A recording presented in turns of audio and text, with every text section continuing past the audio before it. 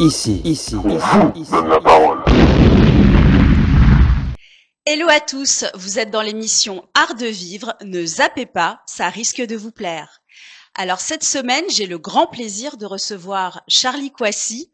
Charlie Kouassi, bonjour. Bonjour Vanessa, comment vas-tu? Ça va et vous? Ça va très bien, merci. On se tutoie ou on se vous voit, Charlie?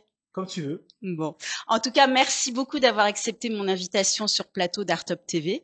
Merci C'est un beaucoup. grand plaisir. Vous avez une vie passionnante et une personnalité très riche. Alors Charlie, on peut dire que vous avez su faire de votre vie un art. Pourquoi? Je m'explique. Parce qu'à la ville, vous êtes assistant de recherche à l'Institut Pasteur, mais surtout vous êtes un grand passionné de sport de combat. Vous êtes même champion d'Europe de nunchaku artistique, un titre que vous avez obtenu en 1998.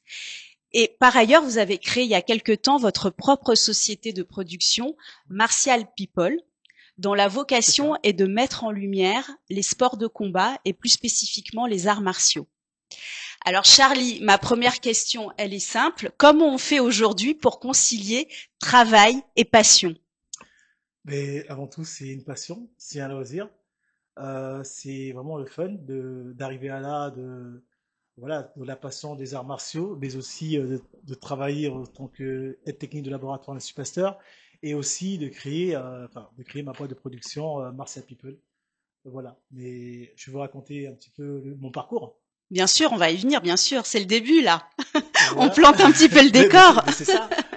Parce qu'on sent que vous êtes quelqu'un de passionné.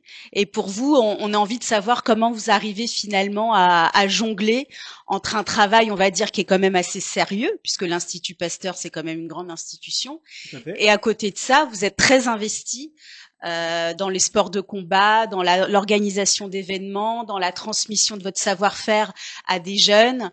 Donc c'est quelque chose en fait qui est très présent en vous et Oui. voilà. Oui, et oui. et ça demande, j'imagine, du temps. Mais c'est depuis petit que j'ai commencé à faire des arts martiaux.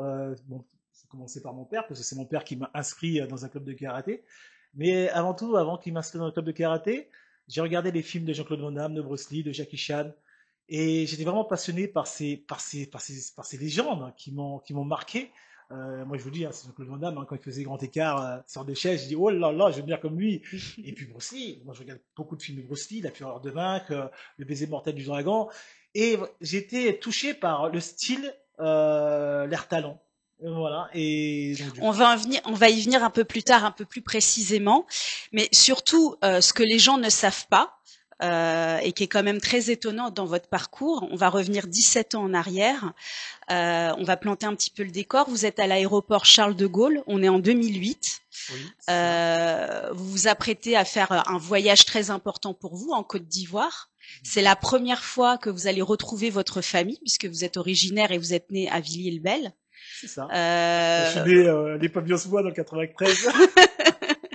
Et C'est mes frères qui ont grandi à Villiers. Moi, je suis dans le 93. D'accord. En tout cas, vous n'y étiez jamais allé en Côte d'Ivoire. Non, Et vous vous apprêtiez à voyager en première classe avec votre cousine, avec ma nièce. avec votre nièce, excusez-moi. Et là, Anaïs. d'un coup, votre vie bascule. Oui, malheureusement. Est-ce que vous pouvez m'expliquer ce qui s'est passé à ce moment-là?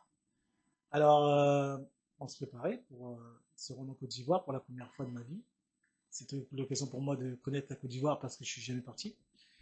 Et arrivé à l'aéroport de Roissy, je présente mes papiers, mon passeport, hein. Et donc on me dit, je présente mes documents à la police des frontières qui me dit, Monsieur Kouassi, vous êtes arrêté. Parlez bien dans le micro. Ah, désolé, ouais, effectivement. Ouais, on me dit, Monsieur Kouassi, vous êtes arrêté. Bon, moi, je savais même pas pourquoi et comment les faits me sont reprochés. En fait, je comprenais pas. Et puis ma nièce qui m'a accompagné enfin, qui devait monter avec moi dans l'avion, elle me dit, mais Charlie, qu'est-ce qui se passe? Et donc je me dis, mais je sais pas, Anaïs, j'ai un problème et tout. Et donc c'est à ce moment-là que la police des frontières me dit, monsieur, suivez-moi. On vous emmène au sous-sol à l'aéroport de Roissy. Mais qu'est-ce qu'on se dit à ce moment-là? Parce qu'on part en voyage pour un événement heureux. À aucun moment on imagine qu'on va être arrêté par la police. Donc qu'est-ce que vous vous dites à ce moment-là? Est-ce que vous vous en rappelez? je sais rien, moi je me dis, est-ce qu'il y a des caméras, enfin je me dis toujours dans les télé, est-ce qu'il y a des caméras cachées, comment ça se passe, c'est quoi, qu'est-ce que j'ai fait? Là, vous vous dites que c'est une erreur, que ça va vite Oui, oui, oui, passer, oui, bah après, que c'est un malentendu mais finalement. c'est ça, moi je me dis, il y a un problème, peut-être qu'ils se sont trompés de personne, et donc du coup non. Et, là j'ai commencé vraiment à me dire que c'est vraiment quelque chose de sérieux quand les policiers m'ont mis les menottes derrière le dos et qu'ils m'ont envoyé au sous-sol à la police des frontières. Bah alors, qu'est-ce qu'ils vous ont dit? Parce que quand on a échangé, vous m'avez dit qu'à l'époque, vous avez appris comme ça que vous avez été frappé par un mandat d'arrêt international. Oui. Donc c'est pas rien. Expliquez-nous un petit peu ce qui s'est passé à ce Alors, moment-là. on me dit rien. On me dit rien, on me dit vous êtes arrêté et puis on m'enferme en cellule et donc on me dit bon, vous allez passer 24 heures comme ça de police de Roissy. Et je dis mais quoi? Et quand on ferme avec un détenu menotté, et là on se dit ouais vraiment les choses sont sérieuses. Et que c'est après le lendemain, parce que j'étais accompagné avec les menottes, j'ai traversé le long du couloir de l'aéroport Mhm. pour me placer en cellule. Et c'est le lendemain, on me dit, il y a la PJ, la police judiciaire me dit, Monsieur Kwasi, vous êtes arrêté pour escroquerie en bonne organisée. Le choc. Ah, c'était le choc. Et le fait de me retrouver en cellule, je me dis, non, mais il y a un problème, quoi. Qu'est-ce que j'ai fait? Qu'est-ce qui s'est passé? Alors à ce moment-là, il faut qu'on resitue. Vous êtes à 10 000 lieues de vous imaginer qu'en réalité, votre identité a été usurpée. À ce moment-là, vous vous dites pas que votre identité a été usurpée. Non, Pourtant, vous apprendrez plus tard que c'est bien le cas. bien sûr. Alors, quand j'ai été arrêté par la PJ, hein, on me dit, Monsieur Kwasi, vous avez commis une escroquerie de 25 000 euros en Allemagne. Alors moi, je me dis, moi, je vais partir en Allemagne. Je pense que sûrement, je ne sais pas si j'étais à mon travail. Et donc, ils m'ont dit, mais écoutez, là, pour le moment, si vous n'avez pas de preuves, vous allez aller en prison. Et moi, 10 ans de prison en Allemagne, mais qui va aller en Allemagne pour faire 10 ans de prison? Moi, je connais même pas l'Allemagne. Et donc, on me dit, Monsieur Kwasi, excusez-moi, mais là, c'est vous, quoi. Donc en fait, votre identité, elle a été usurpée par quelqu'un qui a pris votre nom et qui est né le même jour que vous. Il n'est pas né le même jour que moi. Ah, Ah, en fait, il a détourné ma carte d'identité, c'est-à-dire il a trafiqué ma carte d'identité en tout carrément. cas, c'est ce qu'on vous dit à ce Oui, moment-là. oui, voilà. Ce qu'on me dit, enfin, moi, j'ai eu ce souvenir après que j'avais égaré ma carte d'identité, donc Oui, je ne savais deux pas, ans 2 ans auparavant. auparavais, et je me suis dit, bon, un jour, je vais porter plainte, parce que c'est vrai que je me baladais avec mon passeport. Et je me dis, j'ai cherché partout à la maison, elle est où cette carte d'identité, etc. Et donc, du coup, j'ai dit, ben, un jour, je vais faire cette déclaration. Mais je l'avais pas fait en temps et en heure, et malheureusement, ça m'est tombé dessus. Vous voyez? Et c'est là, enfin, mais j'étais pas sûr hein, que c'était ma pièce d'identité. Hein. Hmm, J'avais ce souvenir hmm. que j'avais égaré ou que j'avais égaré quelque part. Et malheureusement, ça m'est tombé dessus. Voilà, que quelqu'un a pris ma pièce d'identité pour faire plusieurs conneries, plusieurs escroqueries en organisé avec mon nom. D'accord. Donc, ce qui se passe, c'est que pendant près de 10 ans, pendant plus de 10 ans, vous allez subir, vous allez recevoir des amendes, plus de 6 000 € de factures téléphoniques. Oui, Vous allez être accusé à tort de plein de choses. c'est Vous ça. allez faire des gardes à vue, Oui. un temps en prison. Prison, je dirais non. C'est plutôt Enfin, garde à garde vue. à Ouais. vue. Garde à vue. Parce que vous m'aviez expliqué quand on a eu l'occasion de parler à plusieurs reprises que quand vous étiez enfermé, quand vous étiez voilà dans un tunnel comme ça où vous étiez finalement isolé et seul, euh, vous avez trouvé de la force dans votre foi. Est-ce que vous pouvez m'expliquer ça? Oui. En fait, la force, je ne l'ai pas trouvée tout de suite. Je l'ai pas trouvé tout de suite. Quand j'étais en cellule, c'est vrai que pour une victime, je me demandais qu'est-ce qui se passe et le but enfin, le fait de rester dans une cellule, je ne comprenais pas et tu te dis mais qu'est-ce que tu fais? Tu es dans le noir euh, et, et tu te dis mais attends mais ta place n'est pas dans une cellule en fait, tu vois? Et le seul souvenir, la seule pensée que tu as dans ta tête, c'est de faire du mal. Tu te dis attends mais il y a quelqu'un qui fait quelque chose. C'est-à-dire se faire du mal, se suicider? Oui, Ah oui, ça allait loin. ah oui, ça allait loin, parce que quand tu restes enfermé, il n'y a rien, il y a Il y a un banc en bois, tu dis, mais qu'est-ce que tu fais là? Mais ça, Ça c'était fait des pas. périodes de garde à vue qui se sont Qui se répétées. sont répétés. D'accord. Voilà. Donc c'était un tunnel un peu sans fin. C'est ça, c'est ça. À ce moment-là, vous en voyez pas le bout. Non. La justice, finalement, elle est impuissante parce que j'imagine vous déposez plusieurs plaintes. Ben oui, mais toujours les places sont classées sans suite. Mais les plaintes sont classées sans suite. Mhm. Pourquoi? Parce que l'usurpateur se balade dans la nature et c'est impossible de le localiser et de savoir où il est et ce qu'il fait. Donc c'est C'est ça. toujours à la victime, dans les cas d'usurpation, de prouver qu'elle est victime. Mais c'est Oui. quasi une mission impossible. Mais c'est compliqué d'arriver dans ce cas parce que c'est vrai que à chaque fois on porte plainte, les plaintes sont classées sans suite. C'est à toi de faire ta propre police, c'est à toi d'aller jusqu'au bout, c'est à toi de combattre. C'est-à-dire qu'aujourd'hui, vous voyez, à mon boulot, à l'Institut Pasteur, bon, forcément, il y a des personnes enfin, m'ont dit, ouais, Charlie, est-ce que c'est toi, etc. Donc, vous voyez que les gens, ils ont plusieurs pensées négatives. Il n'y en a pas positifs et d'autres négatifs. Et donc, du coup, c'est compliqué. Mais c'est vrai qu'avec la justice française, enfin, comme toutes les justices hein, d'ailleurs, hein, quand tu es victime d'usurpation de l'identité, c'est compliqué. C'est compliqué de prouver, c'est compliqué de dire c'est pas toi. Et surtout, je veux dire, bon, ça arrive, la plupart, bon, on va pas dire que ça arrive qu'au noir, hein, mais vraiment, quand tu es à la police, les flics, qu'est-ce qu'ils vont dire? Ils vont dire, ouais, c'est toi, vous êtes, c'est toi. Alors, pour qu'on comprenne bien, vous avez été accusé de quoi exactement? D'escroquerie? D'escroquerie, À de chaque fois, blanchiment c'était... d'argent, c'est plutôt des escroqueries, oui. D'accord, Ouais. donc des faits qui sont relativement graves. Oui, oui, D'accord. Et par la suite, ce qui vous a mis vraiment la puce à l'oreille, c'est que vous avez reçu des factures téléphoniques d'appels internationaux, c'est oui, ça, c'est ça. d'appels qui ont été passés vers le Cameroun. C'est ça. Cameroun, Cameroun, Roumanie, Allemagne, puisque cette personne-là fréquentait plusieurs endroits différents pour pouvoir commettre ces délits.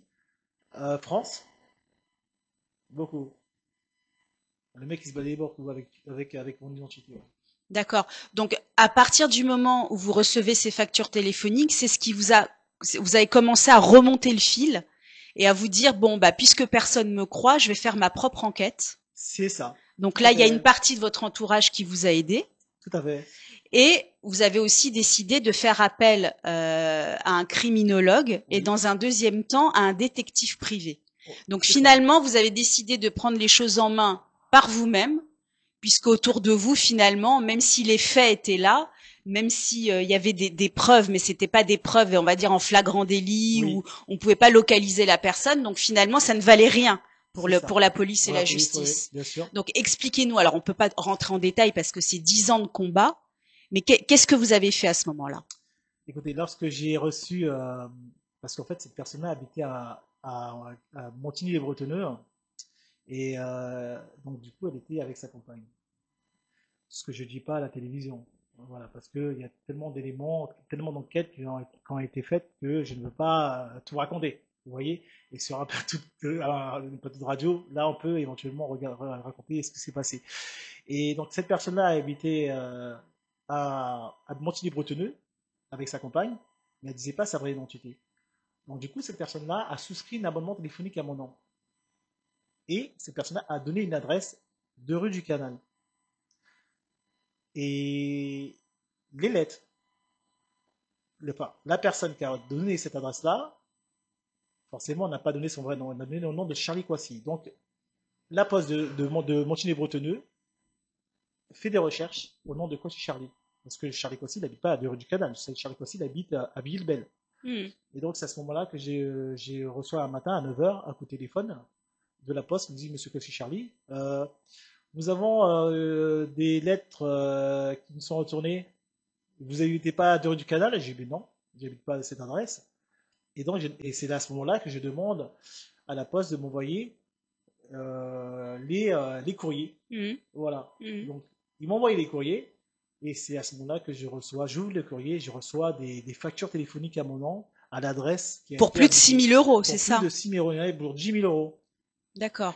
Et après, c'est à ce moment-là que j'ouvre toutes les lettres, et plein de courriers. D'où je me sais quoi ça, je vais pas payer ça, mais d'où ça vient ce problème, ces trucs-là. Et après, je vois Vraiment une facture et puis une liste. J'ai demandé à l'opérateur de me faire une liste détaillée avec tous les numéros de téléphone qu'ils ont été appelés. Mhm. Et je vois Roumanie, Allemagne, France, D'accord. Cameroun. Voilà. Et après, c'est là que j'ai commencé à faire ma propre enquête. En contactant D'accord. un criminologue, déjà un criminologue pour commencer. Mhm. Voilà. Pourquoi un criminologue? Parce qu'il est au fait un peu des façons de faire, on va dire. Il connaît Les ficelles. les ficelles, il sait comment Oui, l'escroc va agir c'est ça, finalement. c'est ça. Vous savez, C'était Monsieur Naudin, oui, c'est c'était ça? Monsieur Christophe Naudin qui m'a aidé sur l'enquête. Donc, il fallait des preuves pour justifier des preuves pour fournir à la police Mhm. judiciaire parce que la police, bon, forcément, il y a d'autres qui ne sont pas spécialisés dans Bien sûr. dans l'escroquerie organisée, c'est-à-dire l'usurpation d'identité. Et donc, il fallait ces preuves-là pour fournir à la police. Donc, on a enquêté. J'ai demandé à Christophe Naudin de se déplacer à son domicile pour voir si vraiment cette personne-là est chez sa compagne. Ça déjà, il faut savoir que c'est exceptionnel. Parce que la plupart des personnes usurpées, la plupart des victimes n'arrivent jamais à localiser leur usurpateur. Oui, Donc il faut savoir que dans votre histoire, dans votre malheur, parce que vous avez pris les choses en main, bien sûr. vous avez eu la chance de pouvoir mener une enquête avec des professionnels et finalement de localiser à un moment donné votre usurpateur. En tout cas, vous ne l'avez pas lâché. Je l'ai pas lâché parce que je suis un guerrier à la base. Et puis il est mal tombé parce que à l'époque je regardais plein de films d'enquête, de policiers. Donc du coup je me dis ok, C'est un polar ce qui vous c'est est ça, arrivé. c'est clair, c'est clair. Je me dis ben, je le traçais ce mec-là, je le traçais. Voilà. Et je me suis mis à la place d'un policier parce que moi quand j'ai entamé une procédure pour arrêter l'usurpateur, j'ai envoyé un dossier quand même, un dossier lourd à la police judiciaire. Eux-mêmes, ils n'ont pas forcément fait de travail. Et quand je suis arrivé au commissariat, on m'a dit, oh, putain, monsieur Poncy, vous allez travailler dans la police, vous, hein. J'ai dit, ben ouais, je vous ramène un paquet de dossiers pour prouver mon innocence, pour dire, il est là, l'usurpateur. Qu'est-ce que vous avez ramené? Des factures, J'ai des... ramené des factures, j'ai ramené des photos, je l'ai identifié. On s'est déplacé à son domicile, on a identifié sa plaque d'immatriculation, on a identifié son numéro de téléphone, on a identifié son numéro de boîte aux lettres. On est parti à son domicile avec un jeune qui s'appelle Alexandre Stéphan. Euh, on est parti avec une fiche comme quoi, oui, comment les gens C'était qui vivent. Alexandre Stéphane? Alors, Alexandre Stéphan, c'est un jeune qui pratiquait les arts martiaux avec moi. D'accord, Voilà, il s'est mis pour un jeune étudiant. Et d'accord, on l'a grillé. Comment on l'a grillé? Parce qu'on a fait une fiche de voisinage, hein, de d'accord. toutes les personnes qui habitaient dans cet immeuble-là. Pardon. Non, non, c'est très bien, les... Et donc, du coup, il est parti avec cette fiche-là et il a tapé à sa porte. Et puis, D'accord. on voit ce monsieur qui m'a usurpé mon identité. Pourquoi on l'a reconnu? Parce que cette personne-là avait une tache à l'œil. Comment on l'a identifié? Parce que cette personne-là a ouvert plusieurs comptes sur les réseaux sociaux. Et quand il s'est fait arrêter à la prison de Karlsruhe en Allemagne, il a donné plusieurs identités. Enfin, il a donné plusieurs alias avec sa date de naissance. Donc, il donnait ma date de naissance plus sa date de naissance, etc. Donc, il faut aller chercher cette personne-là. Hmm. Il faut aller identifier cette personne-là. Donc, vous avez mené une véritable enquête sur les réseaux sociaux. Oui. Je crois même que vous vous êtes fait passer pour une certaine Daniela. Oui. Si ma mémoire est bonne. C'est ça. Voilà, pour un peu l'appâter et le séduire. C'est ça. Vous voyez, la victime se met à la place de l'usurpateur. C'est-à-dire qu'il faut voilà, c'est Dans sa tête, dans sa façon de réfléchir. de réfléchir. Voilà. Comment le piéger? Comment arriver vers lui? Voilà. Mais moi, je vais me mettre en tant que pas forcément, je dirais escroc, mais enquêteur, quelqu'un qui va rentrer. Tu vois ce que Bien je veux dire? sûr. Voilà. Un profiler. Un profiler, voilà. Il faut se dire qu'aujourd'hui, il faut faire attention dans les réseaux sociaux, sur Facebook, sur Instagram, sur TikTok, etc. Il y a beaucoup de personnes qui donnent des faux profils. Et ça, il faut vraiment faire attention. Mais comme nous, en tant que victime, on n'a pas forcément le choix parce que on se fait les procédures sont longues. Ah bah il faut coup, ce qu'il faut. On est obligé de rentrer sur la peau de personnage pour pouvoir identifier cette personne-là. Vous voyez? Donc c'était vraiment pas facile. On a ce combat-là, cette enquête-là, ça m'a duré plus de 10 ans. Vous voyez? Alors finalement, ce qu'il faut savoir, parce que bon, c'est une histoire rocambolesque, mais ce qu'il faut savoir, c'est que ce monsieur, finalement, il a pu être arrêté par la police durant le Covid, Oui, parce qu'en fait, il est sorti de chez lui alors qu'il n'avait pas l'autorisation. C'est ça? c'est ça. Donc finalement, il s'est fait arrêter pour un fait mineur, Mhm. et du coup, après, il a été interpellé.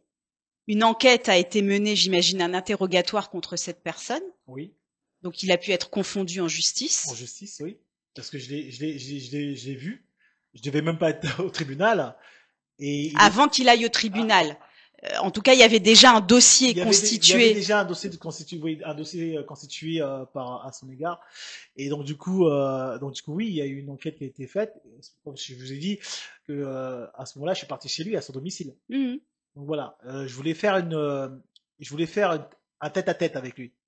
Mais j'étais D'accord. pas sûr qu'il était, il était à son domicile, donc du coup, je suis parti avec TF1 en caméra cachée. Pour Je suis TF1 reportage, c'est pour ça? TF1 reportage.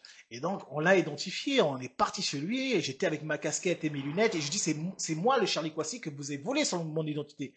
Il me dit, et il nie toujours, non, mais c'est pas lui qui est parti en Allemagne, c'est pas lui qui est parti en Pologne, c'est pas lui qui est parti en France pour Oui, usurper. ce qu'il vous a dit, en fait, c'est qu'il était bien là, mais qu'il est parti avec une bande de potes C'est ça. et que c'est pas lui. C'est jamais lui, mais pourtant, c'est lui. Il dit, Plus c'est gros, plus ça passe, quoi. c'est ça. Ah, mais c'est pas moi, mais c'est lui, c'est mon pote, j'étais avec mon pote, etc., qui a fait ça. Mais monsieur, c'est vous qui avez commis des escroqueries en Allemagne. Vous étiez arrêté avec mon identité, emprisonné en Allemagne. C'est vous qui avez commis l'escroquerie en Pologne. Et c'est à ce moment-là que j'ai trouvé une fiche de recherche avec la photo de mon usurpateur et mon prénom. J'allais être convoqué en Pologne. Mais heureusement que j'ai anticipé, Mm. imprimé la fiche de recherche et envoyé au commissariat de police de Rueil-Malmaison pour dire regardez ce qui se passe. Comment ça se passe au niveau de la justice? Donc finalement, toutes les preuves que vous avez accumulées durant toutes ces années, même si au départ c'était très frustrant parce que la police vous dit c'est insuffisant, on peut rien faire. Ok, mais qui est cette personne? Où elle est? On peut pas l'accabler comme ça. On peut pas déjà la localiser. Finalement, ça vous a servi. Oui, Aujourd'hui, pour toutes les victimes, pour toutes les personnes qui sont victimes d'usurpation d'identité, ne vous dites pas que vos plaintes ne servent à rien. Ne vous dites pas que les preuves accumulées ne servent à rien, parce qu'à un moment donné, le dossier, il va être gros comme ça, et ça va ah vous bah, servir. non, mais c'est clair. Moi, je pense que pour les victimes, pour tous les victimes qui nous entendent, voilà, faut y aller, quoi. Faut pas baisser les bras. Faut pas arrêter en se disant, faut pas se moraliser en se disant, ouais, mais non, mais j'y arriverai pas, etc. Non, si, t'arriveras, t'arriveras. Et il faut avoir cette niaque, il faut avoir c'est vraiment cette foi. Moi qui m'a donné la foi quand j'étais devant chez lui. Si, moi je veux dire, et moi je parle, hein, souvent des personnes ils vont dire ouais mais toi t'es un fou. Non, je suis pas un fou. Quand je suis parti chez lui, si c'était quelqu'un qui était un bandit qu'on a usurpé, quelqu'un qui sort de tôle qu'on a usurpé, c'était un tête-à-tête, le mec il avait un flingue, il descendait. Mais moi qu'est-ce que j'ai ressenti à ce niveau-là? Si j'avais quelque chose, je pouvais le descendre, le mec. Mais non, pourquoi? Parce que j'ai fait confiance à Dieu. C'est vrai qu'on se dit, ouais, mais Dieu, il fait rien, il fait rien. Si, il fait Dieu, il fait quelque chose. Euh, Dieu, C'est-à-dire, vous avez fait confiance à Dieu. Qu'est-ce que vous vous êtes dit à ce moment-là? je me suis dit, c'est pas à nous de se venger, c'est pas à nous de faire du mal. Il est écrit dans la Bible, parce que moi, je suis vraiment un croyant, j'ai cette relation avec Dieu. Il est écrit, ne rendez pas le mal par le mal, mais le mal par le bien. Tu vois? Et il est écrit que Dieu l'a dit, à moi la vengeance, à moi la rétribution, dit l'Éternel. Donc c'est pas à nous de faire justice, c'est à l'Éternel de faire justice. Et c'est ça. Et au moment où j'ai eu ce déclic, quand j'étais en face de lui, j'ai dit non, il faut que je remette tout ça dans la main de Dieu. C'est Dieu qui va le trouver, c'est Dieu qui va le chasser, c'est Dieu qui va te mettre dans les pistes. Et à chaque fois je dis ça, je dis et c'est pour ça que je mettais Dieu est puissant parce que il ne voit pas la grandeur de l'Éternel, il ne voit pas la grandeur En tout de cas, Jésus. vous qui avez la foi, c'est quelque chose qui vous a porté et qui vous a servi tout au long de votre combat. Oui, En tout cas, c'était important pour vous, quoi qu'il arrive, de le confronter, de le voir, de l'identifier. c'est ça. Voilà. Pourquoi c'était si important pour vous? Parce que c'est un peu Ben, dangereux ce que ben vous oui, avez fait. mais bien sûr parce que le mec il se baladait de gauche à droite donc on avait perdu on avait perdu sa trace. La police eux-mêmes qu'ils ont eu un dossier mais bon les La dossiers il y police a se dur quand renvoyait même. la balle. Donc finalement, vous avez Voilà, pris les ouais, choses à bras le corps et c'est vous comme vous êtes dit, si je veux être sauvé, il y a que moi ouais, qui peux le faire. c'est comme un petit peu, tu joues au ping-pong, tu vois ce que je veux dire? Mm. Ping-pong, l'autre dans un commissariat de côté, dans un autre tribunal, de l'autre côté. Donc, on n'a pas que ça à faire, nous. Hein. On n'a pas que ça à faire. Moi, je pense qu'il faut mettre la main à la pâte. Il faut y aller. Il faut aller au Oui, tribunal. Il faut alors aller à la vous police. avez, j'imagine, consacré un budget conséquent à votre à votre enquête et à votre Ouais, défense. ouais. Bon, est-ce qu'on peut avoir un ordre d'idée? Vous avez dépensé combien finalement? Après, oui, enfin, pour les enquêteurs, parce que, Ouais, parce que tout le monde n'a pas ces moyens là aussi, mais c'est vrai que ce serait nécessaire. ça va, ça va, ça va. Sur ce côté-là, c'est vrai que ça va ça va beaucoup cher. C'est-à-dire, un criminel, c'est dans les 15 000 euros. Vous voyez? Mais c'était une question de survie en fait. C'est une question de survie. Moi, je pense que c'est pas l'argent qu'on regarde. C'est vraiment le fait de se tirer d'affaire, le fait voilà, de l'arrêter le mec, hein. Voilà, c'est ta vie en fait, hein. Bah oui, c'est sa vie qui est C'est ta vie qui est en jeu. entre les mains d'un Mais étranger, bien sûr. d'un escroc. Mais Donc c'est très compliqué. oui. Allez-y, pardon. Imagine-toi enfin, et vous, excuse-moi, désolé si je vous vois. Imaginez-vous que le mec il va à l'étranger. Si Justement, parce que ce qu'il faut comprendre, c'est qu'en 2021, finalement, il y a un procès qui a lieu. Pourquoi ce procès est possible? Parce que justement, vous avez localisé votre usurpateur et que donc il y a une partie adverse. Oui. Parce qu'il faut savoir, juste je fais une petite parenthèse, qu'en France, il y a plus de 200 000 victimes, 200 000 personnes qui seraient victimes d'usurpation d'identité, et que bien souvent, comme elles n'arrivent pas à localiser leur usurpateur, ça rend toute démarche judiciaire complètement caduque. Et vous, grâce à votre enquête, vous avez localisé votre usurpateur, il a été confondu devant la justice, un procès a eu lieu, Oui. Même s'il a nié, un procès a eu lieu, il a été condamné en 2021. C'est ça. Alors, il a été condamné à 1 an de prison et 15 000 euros d'amende. Alors, on peut se dire qu'au regard de 10 ans de vie gâchée, c'est rien, mais c'est la loi. Aujourd'hui, en France, quand on est usurpateur, la peine maximale, c'est 1 an de prison et 15 000 euros d'amende. Alors vous, je sais qu'aujourd'hui, vous plaidez pour quelque chose qui vous tient vraiment à cœur. Oui. Vous voulez que l'usurpation ne soit plus reconnue comme étant un délit, mais comme étant un crime. Un crime, c'est ça. Pourquoi? Parce que moi je trouve que l'État, il ne considère pas l'usurpation comme un crime. Pour eux, c'est un faux problème. Aujourd'hui, on peut être amené et imaginez-vous qu'il y a, un meurtre, il y a quelque chose comme ça, vous voyez, mais pourquoi un crime? C'est-à-dire que si aujourd'hui il y a quelque chose de grave, que quelqu'un prend ton identité pour commettre un meurtre, ils vont dire que c'est usurpation d'identité, basta. Mais il faut que ça va plus loin que ça. Déjà, 1 an d'emprisonnement, c'est peu, et c'est pour ça que je me bats pour que les peines soient lourdes, que ça soit au moins requalifié en tout cas, voilà. parce que c'est vrai qu'entre guillemets, tant que c'est de l'escroquerie, oui, bon, c'est très grave et très pénalisant dans une vie, mais tant que c'est de l'escroquerie, on se dit c'est pas grave. Mais si demain l'usurpateur tue quelqu'un, a un accident de voiture grave, finalement c'est la victime qui est accusée à tort. Mais c'est ta vie. C'est toute une vie qui est gâchée. Mais c'est ça, rien que ta carte d'identité. Pour toi, c'est un papier, mais c'est une carte qui représente. C'est-à-dire quand tu vas faire les magasins ou tu vas à l'étranger, qu'est-ce qu'ils te disent la police des frontières? Mais tu présentes ton passeport. Donc si tu n'as pas ton passeport, tu peux pas voyager.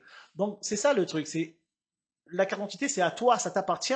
C'est comme si c'est ta vie cette carte d'identité. Bien sûr, vous voyez. Bien sûr. Et c'est comme si on brisait ta vie, on prenait quelque chose en toi, quelque chose, tu vas se dire qui t'appartient depuis longtemps, depuis ta naissance. C'est une violation un petit peu. C'est une violation. Et moi je crois que il faut alourdir les peines. Et c'est ça. Et aujourd'hui, je me bats et je veux me battre très longtemps qu'il faudra pour alourdir les peines et pour mettre aussi une police spécialisée. Parce que je trouve que en France, il n'y a pas forcément de loi contre ces peines-là. Hein. Pour eux, 1 an d'emprisonnement, voilà quoi, je veux dire. Mais les mecs les victimes, eux, en fait, ils font 10 ans de galère. Oui, ils prennent perpétuité. Ils prennent pas les choses au sérieux, l'État.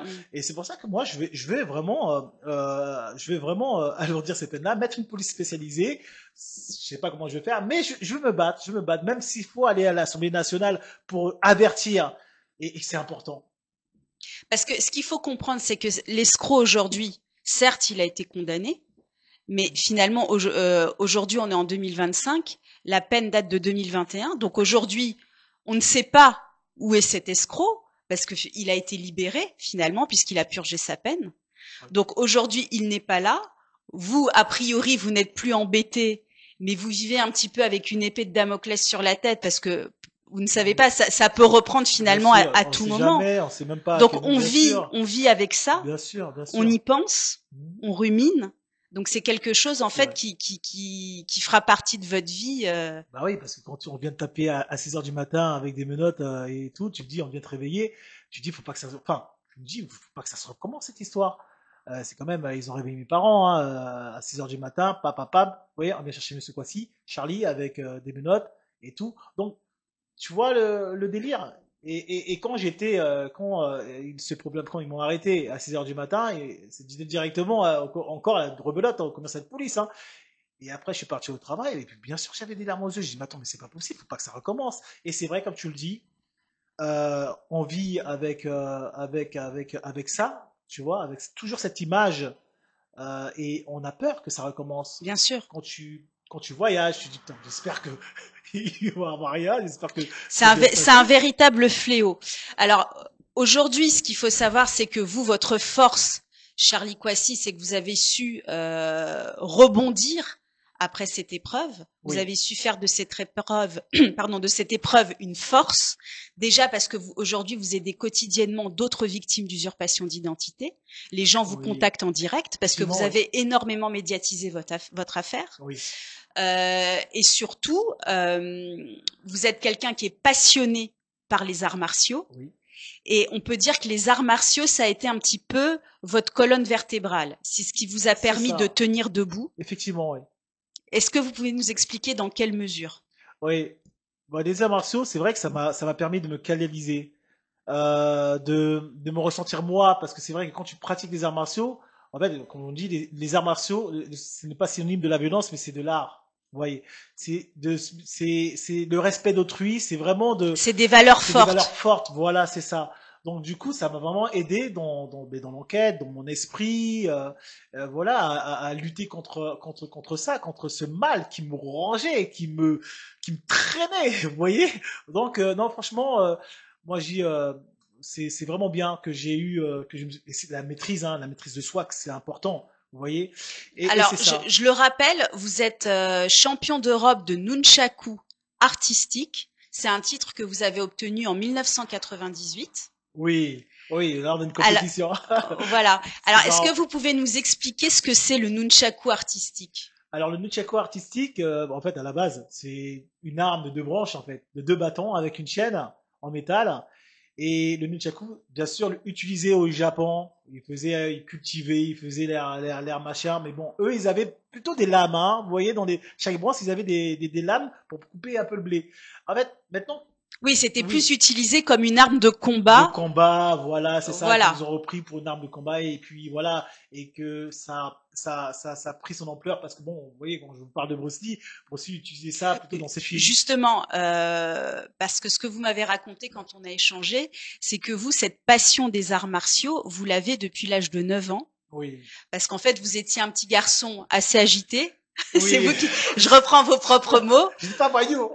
Agité, hyperactif. Oui, c'est vrai. Et vous êtes issu d'une famille de 9 frères et sœurs. C'est ça. Et c'est votre papa qui, à l'époque, pour vous canaliser, vous inscrit à des cours de karaté dans un premier temps. Bien enregistré, hein. Voilà, je m'intéresse, c'est intéressant. Et mais finalement, c'est à travers les films de Bruce Lee, à travers les films de Jean-Claude Van Damme, que vous avez trouvé on va dire votre vocation. Voilà. C'est ça. Ouais. Et en quoi, justement, Bruce Lee a représenté pour vous quelque chose de fort? Qu'est-ce qui vous a marqué chez lui? Parce que vous n'êtes pas le seul, hein. Il y a beaucoup d'hommes étant enfants qui l'ont pris comme idole. Oui, déjà c'est son charisme. Oui. Et quand tu vois Bruce Lee, tu dis ouais. Il était tout petit, hein. Il faisait 1m59, hein. Son charisme. Et puis c'était la façon comment il maniait le nunchaku. Oui, parce que c'est Bruce Lee, je le rappelle, qui a popularisé la pratique du nunchaku dans un film qui s'appelle Opération Dragon. Wow, je me suis renseignée, je prépare les interviews. C'est un film de 1974. Eh ben dis donc, mais tu fais ton embaucher au Grand Rex, moi. Avec plaisir. Et c'est là en fait qu'on le voit manier le nunchaku. Et c'est ça qui vous a Oui, c'est interpellé ça, étant enfant? oui, c'est ça qui m'a inspiré, c'est ça qui, et je regardais beaucoup de films d'action, comme je vous l'ai dit tout à l'heure, La Fureur de vaincre, Le baiser mortel du dragon. Bruce Lee, c'était pour moi vraiment un grand personnage, une grande légende, quelqu'un qui a pu apporter les arts martiaux et surtout, ouais, les arts martiaux dans le monde. Voilà, et mon père, il m'a inscrit, moi j'ai dit, mais papa, je veux devenir comme lui, comme Bruce Lee, parce que je voyais pas que, enfin, Bruce Lee, mais il y avait eu Jean-Claude Van Damme, parce que moi j'aime bien faire le grand écart et tout, tu vois. Oui, oui. Et quand je voyais Jean-Claude faire le grand écart sur deux chaises, j'ai dit, putain, moi, je veux venir comme eux. Je veux venir Mais comme vous eux. étiez sportif à la base déjà ou? À 9 ans, non. À 9 ans, j'ai commencé, j'ai commencé par le karaté. Après, j'ai fait quelques mois de karaté. Après, j'ai fait du Yosekan Budo. Après, j'ai fait du taekwondo. Plus de taekwondo, puisque c'est plus, D'accord. voilà. Donc quand même déjà dès l'enfance, il y avait cette passion, cette affinité avec les Oui, sports de combat. oui, c'est ça, c'est ça, c'est ça. Je me regardais devant la télé, puis j'ai maté tous les films d'action. Pour moi, j'ai dit, waouh, je vais faire de la scène aussi. Ouais, non, franchement, j'ai vraiment bien aimé, et c'est ça qui m'a permis. Enfin, c'est mon père, hein, qui m'a inscrit, qui m'a lancé dedans, quoi. Sinon, peut-être j'aurais jamais fait, ou peut-être, je sais pas. Mais c'est Mm. vrai que dès petit, j'étais vraiment passionné. Ouais, ouais, C'est super. ouais, ouais. Alors vous savez, Charlie, que moi, je demande à mes invités d'apporter sur le plateau un objet qui fait sens Ah, pour eux. Alors on oui. devine un peu, mais qu'est-ce que vous nous avez apporté? Alors, Montrez-nous. j'ai rapporté un petit cadeau pour toi. Ah, c'est sympa. Vanessa. Attends, C'est pas je vais mon te montrer. anniversaire, mais j'adore les cadeaux. Alors, j'ai rapporté mes nunchaku. Ah oui. Là, nunchaku de On peut scène. toucher ou Ouais, pas? ouais, bien sûr, bien sûr. Alors, faut pas te faire D'accord. mal, hein. Alors expliquez-nous. Alors, voilà, mais ce que je disais, toi, t'as des nunchaku, les deux chaînes, là, enfin, une chaîne. Alors c'est ce qu'on appelle un fléau. On m'a dit Ouais, un ouais. fléau à deux branches. C'est ça, à deux branches. Vous êtes bien renseigné, dis donc, hein. Il y en Très a bien un autre, renseigné. non, dans le sac? Oui, Montrez-nous, mais c'est montrez-nous. avec ça que je fais mes shows en On fait. va montrer un peu. Voilà. Pourquoi? Mais en fait, les nunchakus sont pas comme ça. Et moi, qu'est-ce que j'ai fait? J'ai rajouté de l'alu en fait. Vous Tu vois, les avez pour customisés. voilà, voilà, parce qu'avec les lumières, tu vois, c'est, regardez. Oui, parce que C'est, ce qu'il faut dire, c'est ouais, que vous organisez des shows spectaculaires, que ce soit pour parfaitement. des grands événements, des entreprises ou des particuliers. C'est ça. Et donc vous faites des shows de nunchaku artistiques. Oui, Voilà. Donc vous en avez plusieurs. Vous en avez oui. combien, Charlie? J'en ai quatre, mais là j'en ai un. Et comme je vous Ouais. dis, c'est pas du, enfin, il y avait du combat quand tu vois Bruce Lee, Kiman, c'est nunchaku, lui c'est plutôt style, tu vois, dans ses films, les combats. Après moi c'est plutôt artistique, donc tu vois, j'ai vraiment Alors remis. c'est-à-dire, c'est quoi la différence? Vous Ah, faites des mouvements oui, c'est aériens? plutôt spectaculaire, des D'accord. lancers, des retournées, tu vois, des maniements avec les bras, avec le cou, etc. Et que ça soit plus spectaculaire, tu vois, et plus rapide et spectaculaire. Je dis pas que Bruce Lee n'était pas rapide, hein. Bruce Lee était rapide, hein, dans ses mouvements. Bien Je sais sûr, pas bien si vous sûr. le voyez dans une table de ping-pong en train de matcher Oui, avec. oui, si, Je j'ai sais un pas petit si peu je sais regardé. pas si c'est des Oui, oui, conneries, oui. mais ça faudrait que un jour j'ai essayé de le faire. Sinon, j'ai un autre nunchak. Alors ça, vraiment, ça c'est dans le noir. D'accord. Voilà. Donc en fait, on peut dire comme pour les passionnés de voitures qui tunent un peu leur voiture, Oui, oui, vous voilà, de mettre un peu vous de fun. tunez, vous accessoirisez un peu vos nunchaku. C'est ça, de mettre un petit peu de fun, tu vois. Donc ça c'est lumineux, c'est ça? C'est Ça lumineux. s'allume? Je vais l'allumer, comme On voit un ça. petit peu. Voilà. Ça prend un petit peu de temps. Avant de monter sur scène, il faut vraiment l'allumer avant ou après. Voilà, on appuie comme ça, il y a un bleu. D'accord. Et là, C'est vous qui avez choisi les couleurs? non, c'est pas Non? moi, ils sont venus comme ça. C'est D'accord. défabriqué. D'accord, d'accord. Alors, peut-être celui-là Vous est les déjà fait. commandez où? En France, à l'étranger? À l'étranger. D'accord. Où ça? À Londres. Ah, à Ouais, Londres. à Londres, à Londres. D'accord. Et il y a plusieurs couleurs. Après, ça dépend les Alors couleurs que comment tu ça veux. s'utilise en fait? On l'attrape comment? Montrez-nous. Alors, nous, on l'attrape pas comme ça, Vanessa. Oui, oui, j'imagine, On j'imagine. l'attrape comme ça. Alors, moi, je l'attrape devant la chaîne, tu vois. Ouais. Voilà. Enfin, en bas de la chaîne, pardon. Parce que c'est mieux. Mhm. Voilà. Moi, si tu l'attrapes là, là, ça fait plutôt combat. Oui, Tu oui. vois. Un peu agressif. Combat. Ouais. Voilà. Et moi, je l'attrape plutôt là, c'est plutôt esthétique. Plutôt, tu maîtrises plus là que là. D'accord. Après, bien sûr, Oui, il y a parce des que petits j'imagine vous faites des mouvements un peu aériens. voilà, Vous mettez un petit peu en scène c'est ça, le c'est ça. nunchaku. Et là, vous voyez, il va changer de couleur. Attends. Il change de couleur, ce qui est bien. Il met 10 ans pour changer de couleur. C'est des lampes LED. Oui, c'est dedans. Économie d'énergie. Ouais. avec moi, ça marche avec moi, mais quand je suis avec vous là, ça ne veut pas marcher. Ah, il y a un court-circuit. Ouais, non, c'est tout Bon, doux. Il faut, voilà. en Bon, tout de toute cas, façon, on a compris le principe. voilà, voilà. Et moi, je trouve, alors vous me dites si vous êtes d'accord, Charlie, C'est bizarre, hein, mais je trouve non, que le, ton show, et puis, on, c'est bah, ça, c'est ça. on le laisse prendre son temps. On Ouais, le laisse prendre son temps. Anime-toi, déroule-toi, qu'est-ce que tu fais là? Bon, en tout cas, moi, je trouve que le nunchaku, c'est quelque chose, c'est un objet qui symbolise vraiment, je trouve, votre art de vivre. Je ne sais pas si vous êtes d'accord, Oui, mais parce que c'est à la fois une arme de combat et en même temps un outil artistique, un accessoire artistique. C'est vrai. C'est une façon en fait de se faufiler, de faire preuve d'agilité. C'est ça. D'employer la douceur plutôt que la force. Que la force, voilà. Et je trouve que ça représente bien votre personnalité. Merci beaucoup. Est-ce que vous êtes d'accord avec ça? Moi, je suis tout à fait d'accord avec vous. Non, mais dites-moi, qu'est-ce que ça symbolise pour vous, cet instrument? Moi, c'est déjà le fait de manier ce nunchaku, ça me permet déjà de me canaliser, d'être en forme, d'être à l'aise, tu vois, d'être vraiment, voilà, oui, de vous exprimer pleinement. Voilà. Donc, du coup, c'est ça le truc. Et j'en prends plein plaisir, Vanessa. Quand je monte sur scène, je prends plein plaisir. Je suis dans mon show. Dans votre élément, quoi. Voilà, dans mon élément. Et c'est ce qui est bien. Et puis, bah, tiens, je l'éteins. Parlez bien dans le micro, Charles. Ok. Là, je l'éteins, pour qu'on vous entende bien. Mais c'est relou parce que. C'est pas grave, c'est pas grave. Normalement, il se met rouge, il est toutes les couleurs. Peut-être c'est avec vous, il veut pas le faire. Peut-être il vous aime pas. Je suis en énergie bleue, c'est mon aura. Ouais, non, normalement. En tout cas, ça fait une jolie couleur à l'antenne. Ouais, t'as vu, mais attends. Normalement, il y a le rouge là.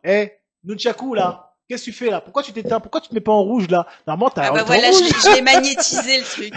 Bon, c'est pas grave. Bon. En tout cas, oui. Il fait toutes les couleurs, mais là, je sais pas s'il veut. Vous en avez combien des nunchaku? J'en ai 4. 4? J'en ai 4, oui. D'accord. Ok. Alors, moi, je sais que dans votre actualité, je sais que comme voilà, vous avez un esprit très créatif, vous avez décidé finalement de faire de cette épreuve d'usurpation que vous avez subie et qui potentiellement n'est pas terminée, vous avez décidé d'en faire un film. Oui. Pourquoi ce choix? Qu'est-ce que vous avez envie de transmettre comme message à travers ce film que vous préparez? Mais ce message que j'ai envie de transmettre, c'est de montrer à quel point comment vivent les victimes. Comment les victimes sont en dépression à travers leur situation. Comment les victimes sont n'ont pas d'issue en fait. Vous voyez? Et je vais pas rentrer dans le détail du scénario, mais de retracer un petit peu ce que j'ai vécu. De montrer au grand public que le fait de se faire usurper son identité, c'est très difficile pour nous. C'est très difficile. Et de retrouver son identité, c'est très difficile. Et c'est un combat. C'est un combat qu'on vit tous les jours. Dans l'angoisse, dans la dépression, dans la peur. Et c'est pour ça que je me suis dit, bon, voilà, il faut que je réalise ce scénario-là afin d'en faire un long-métrage. Voilà. D'accord. Et c'est de prévenir. C'est aussi une sorte de prévention. Parce que, bon, forcément, rien ne bouge et je vais le faire bouger à travers un long-métrage. Oui, parce que vous, réellement, votre parti pris, ce qu'il faut savoir, c'est que la plupart des victimes d'usurpation d'identité, elles sont habitées par la honte. Oui. Elles ont honte de témoigner, elles ont honte de se montrer parce que elles ont peur d'être moquées finalement oui. Pour ce qu'elles subissent. C'est ça. Et vous dites non, au contraire. Il faut médiatiser, il faut expliquer, il faut sensibiliser l'opinion publique. Ah bah tiens, regarde, excusez-moi. Ah bah voilà, on est en énergie verte. C'est pas rouge, hein, c'est vert. Tiens, là, je change toutes les couleurs, là. Allez, on va laisser comme ça, bien. C'est super. Et donc, justement, à travers ce film, vous passez à la vitesse supérieure, oui. Puisque vous faites de l'épreuve que vous avez vécue quelque chose de merveilleux, un film.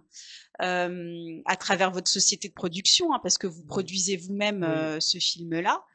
Je produis, mais là actuellement, on va chercher une coprod pour si quelqu'un est bien amène sûr. Pour pouvoir nous aider. Alors, on lance un appel. Si quelqu'un est intéressé justement pour participer à ce projet à la fois artistique et vraiment d'utilité publique, n'hésitez pas à contacter Charlie. Et ce que vous m'avez dit aussi, c'est qu'il y a un casting très particulier qui se prépare, parce que ce sera pas avec des lambdas et des inconnus. Vous cherchez vraiment à avoir des têtes d'affiche. Oui, des têtes d'affiche, oui. On a. Peut avoir un scoop ou pas? Ben oui, bon moi je suis très pas fan, mais enfin fan. Si, à vrai dire, on a entre parenthèses, on a pas encore. Oui. Bon, j'aime bien Mathieu Kassovitz. Ah, super, Mathieu Kassovitz, d'accord. Voilà. Donc vous l'avez contacté, vous l'avez approché? Ouais, ben on va l'approcher. On a fait ses fiches. Très bonne idée. Voilà, maintenant on va tout faire pour l'approcher. Si il est intéressé, je sais que Mathieu Kassovitz c'est quelqu'un qui assez engagé. Voilà, assez engagé et voilà quoi. Je pense que, mais il y a des grosses têtes. Hein, ça c'est le casting et il y a des grosses têtes que voilà. C'est super. Je vous souhaite vraiment que ça réussisse. Et l'objectif, c'est de le sortir quand, le film? Le plus tôt possible. Si vraiment on trouve quelqu'un, enfin une coprod, pour pouvoir éventuellement le réaliser, et let's go, on y va. Hein, voilà. Donc là, le scénario est écrit. Le scénario est terminé. D'accord. Ouais. Vous l'avez écrit seul ou avec Non, je l'ai écrit avec un ami, un jeune réalisateur qui a fait ses cours, qui a fait une école de cinéma. Il s'appelle Jordan Boudjiguet. Donc on était deux, on est deux sur le scénario et un autre qui nous a écrit, qui nous a aidé à écrire, qui s'appelle Grégoire Colombe. D'accord. Donc on est sur ça actuellement et on veut vraiment que ça débauche à quelque chose quoi, que vraiment ce projet-là, mais que ça touche le grand public. Bien sûr, ça va marcher, c'est sûr. C'est un sujet qui suscite à la fois la fascination, la peur, et surtout rien n'est réglé. Et au niveau juridique, ça bloque. On sent vraiment qu'il y a un vide juridique sur ce thème-là, et je pense que ça parlera vraiment au plus grand nombre. Et c'est ça. Pourquoi on le fait? Parce que rien ne bouge. Ça bouge pas en fait. T'as beau faire les plateaux de télé, ça aide quand même. Vraiment, s'il n'y a pas la presse, qui en parle pas, on va rester toujours rester dans notre coin. Et moi, je pense que non, il faut faire bouger à travers ce film-là, il faut faire bouger les choses, quoi. Il faut parler, il faut voilà. Et surtout, c'est les hommes d'État, c'est la politique, hein, je veux dire. Hein. Voilà, parce que pour eux, c'est un faux problème. Et moi, je l'ai amené très haut ce projet. Bon, super. Et parallèlement, on va parler de quelque chose d'un peu plus joyeux. Vous organisez beaucoup d'événements, et notamment les ceintures d'or. La nuit des ceintures d'or.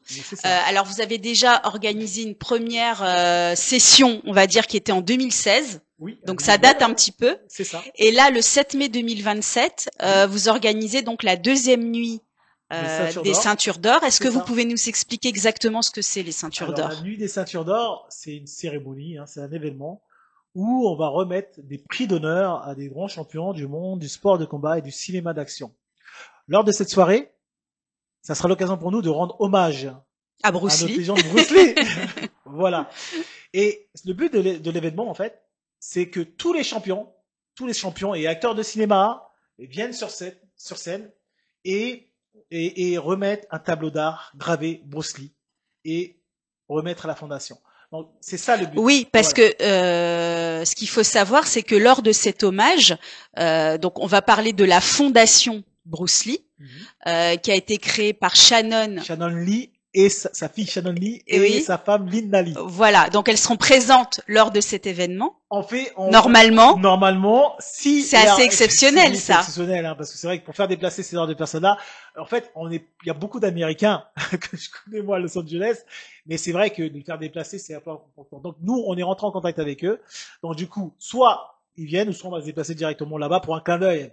Faire un clin d'œil pour l'événement, c'est bien. Après bon, si elle vient, franchement tant mieux. Et pourquoi c'était important pour vous de rendre cet hommage à Bruce Lee? Il faut se dire que quand même Bruce Lee, il a quand même lancé le cinéma d'arts martiaux dans le monde. Donc moi je pense qu'il faut l'honorer, il faut voilà et tous ces champions-là viendront l'honorer, viendront viendront pour lui remettre vraiment ce tableau d'art parce que c'est important. Bruce Lee quand même, c'est quand même une légende, il a marqué les esprits des gens. Bien sûr, bien sûr.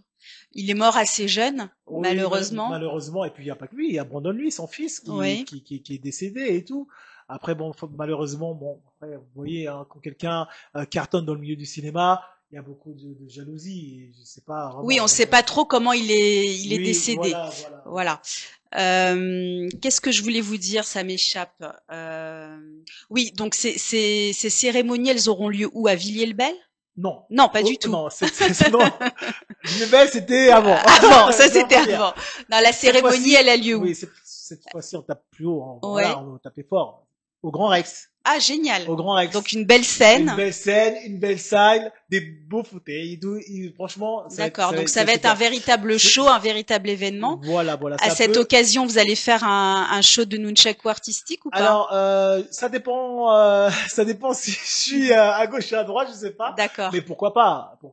Oui, parce que vous formez aussi des jeunes à cette discipline. Oui. Donc, Bon, après, il y aura des numéros visuels, il y aura plein de shows, il y aura plein de trucs, tu vois. Donc, c'est un petit peu comme les ballons d'or. Donc, voilà. ah, C'est génial. vraiment- La barre est haute. Oui. La barre est très haute, là. Moi, je voulais juste faire un petit rappel. La fondation Bruce Lee, Oui. c'est quoi sa vocation? Parce que j'ai lu rapidement que il souhaitait par les arts martiaux Oui. redonner confiance aux jeunes, c'est ça? Oui. Et c'est même une fondation parfois qui finance des études Oui, ce à qui est bien, certaines des personnes. études, voilà, c'est Donc ça, ils font ouais. quand même des choses importantes. Extraordinaire, bien sûr. Aujourd'hui, les jeunes, ils sont livrés à eux-mêmes. Je veux dire, et eux, enfin, eux, ils sont là pour leur donner vraiment du courage, dire bon voilà, en tant que Bruce Lee, la fondation, c'est important de faire participer les jeunes dans des ateliers et tout, pas forcément dans les arts martiaux, mais dans d'autres ateliers. Et moi, je trouve ça formidable. Aujourd'hui, vous voyez un petit jeune qui ne peut pas s'inscrire dans un atelier ou quoi qu'est-ce. Donc du coup, eux, ils sont là pour remettre vraiment cette force aux familles. Et moi, je trouve ça bien. Oui, et puis ça permet de faire connaître aussi Bruce Lee Oui, aux jeunes aux générations. jeunes générations, voilà. Et ils vont faire du nunchaku. Bah, c'est super. C'est ça. Bon, c'est super. Moi, j'ai un petit questionnaire pour vous, Charlie. Oui. Je vais voir si vous connaissez bien Oh là là. Bruce Lee. Ah. Je vais vous tester. Attendez. J'ai fait j'ai choisi quelques petites questions. Alors, c'est pas très difficile, hein, mais on va voir si vous connaissez Bruce Lee. Quelle était la profession du père de Bruce Lee? La profession du père. Oh bah là là. Oui. Oh là là. Regardez ça. La profession, je sais, il pratiquait pas. De toute façon, toute la famille, je pratiquais. La profession. Ah, je vous ai collé là, Charlie. Elle m'a collé là.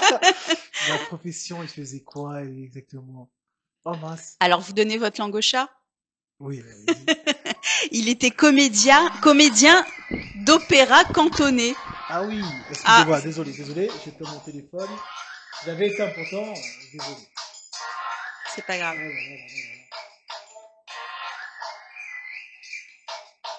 C'est de la bonne musique là, hein, on va danser. Ouais, mais désolé parce que je l'avais éteint pourtant. Pas de souci. C'est l'âme de Bruce Lee qui se manifeste. Pardon. Désolé, mes chers. Il veut pas s'arrêter là. Ça arrêté. Ah. Donc le père de Bruce Lee était comédien d'opéra cantonais. Ah ouais, donc j'ai mal étudié alors, je sais pas. Deuxième question. Quel était le nom du style d'arts martiaux créé par Bruce Lee? C'est Jeet Kune Do. Exactement. Bravo. Jeet Kune Do. Bravo, c'est ça. Dans quel film culte Bruce Lee affronte-t-il Chuck Norris au Colisée de Rome? Ah, c'est pas le baiser de du dragon. Non. C'est la force du vaincre, non? Bravo. Bravo. Avant-dernière question. Quelle était la devise favorite de Bruce Lee? Alors, je vais vous faire plusieurs propositions, c'est en anglais. Ouais. No limits, only discipline. Oui. Deuxième proposition, empty your mind, be formless, oui. Shapeless like water. Vous êtes bilingue. Alors, ça veut dire vider son esprit, être informe, sans contour comme l'eau. Oui. Petit c, pain is temporary, glory is forever. Oh excusez-moi pour mon accent. Oh my God. Vous comprenez? La douleur est temporaire, la gloire est pour toujours. Et dernière proposition, victory is an illusion. Ouais, moi qui est nul en anglais. Vous êtes nul en anglais, avec tous les voyages que vous faites à Los Angeles. Oui, c'est vrai, mais tout ça à Los Angeles, je parle avec les Avec mains. les mains? Hey, how D'accord. are you? Hey, La langue du business, je veux quoi. dire, what's your name? Bon. Alors, je vous donne la No réponse. limite, non? Non, c'est vide ton esprit, sois informe et sans contour comme l'eau. Oh, c'est beau. Voilà. C'est vraiment Il faut beau, dire hein. que depuis 3 Wow. semaines, je parle beaucoup de Bruce Lee dans mes émissions. C'est la Ouais. 3e fois que j'en parle. Bien. Apparemment, il a inspiré beaucoup de monde. Et il Oui. avait une philosophie de vie assez universelle, C'est vrai, c'est vrai. qui a touché pas mal de monde et dans pas mal de secteurs. Wow. Mais c'est vraiment beau. Après, dernière question plutôt facile, Oui. puisqu'on en a parlé durant l'interview, je vous aide. Dans lequel de ces films Bruce Lee utilise-t-il son arme fétiche, le nunchaku? Dans quel film? On en a C'est parlé. pas, merde. Pourtant, c'est quoi? C'est pas le baiser mortel du dragon. Mais non. Un film de 1974. Oui, oui, oui, oui, oui, oui. On en a parlé tout à l'heure. Merde. J'ai un trou de mémoire. C'est l'émotion. Oh, Ah, bah, il est rouge, le nunchaku. Regarde. On voit, ah non, il oui, change. c'est, merde. Je suis con. Je fais un truc. Opération. Opération Dragon. Voilà. Ça, ouais. Mais oui, Bravo. avec Chuck Norris. Oh, ça, on peut pas l'oublier, Bon, ça. Quand 3 même, sur hein. 5, Charlie. 3 sur, bah, ça va. Ça va, c'est super. pas mal. Faut même mettre un 10 sur 10, quand même, hein.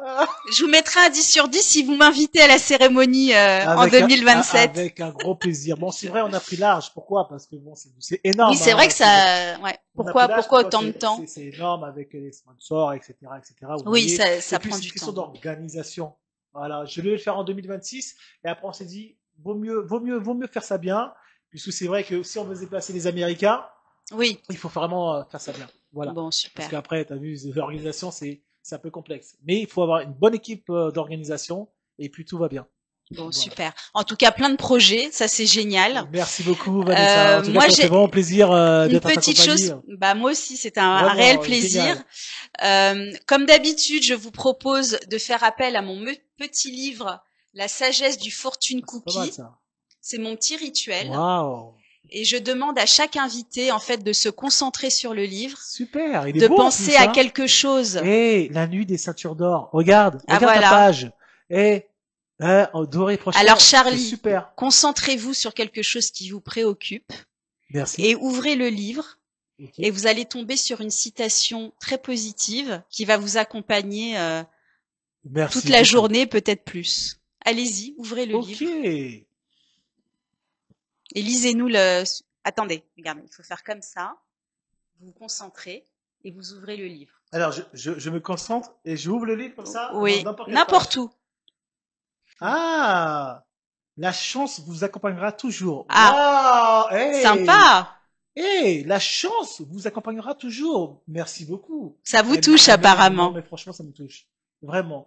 Et Pourquoi ça vous touche autant? Dites-moi. c'est parce que quand je monte l'événement là, j'ai toujours des bonnes nouvelles en fait. J'ai toujours des bonnes propositions et franchement, ça fait vraiment plaisir. Et que c'est pas un hasard si je suis tombé sur cette page. C'est que la chance va m'accompagner dans tout ce que je fais. Et vraiment, merci. Merci Seigneur. Bah, avec grand plaisir. Merci. Wow. Plein de chance et plein de réussite, Génial. Charlie. Merci beaucoup. Bon, l'émission touche à sa fin. Voilà, ça fait déjà une petite heure qu'on est en Oui. compagnie de Charlie. En tout cas, c'était un entretien passionnant. Et nous, on se retrouve très vite avec un autre témoignage tout aussi inspirant. Je vous dis à bientôt. À bientôt. À Vanessa. bientôt. Merci beaucoup. Merci à Je fais la toi. vie.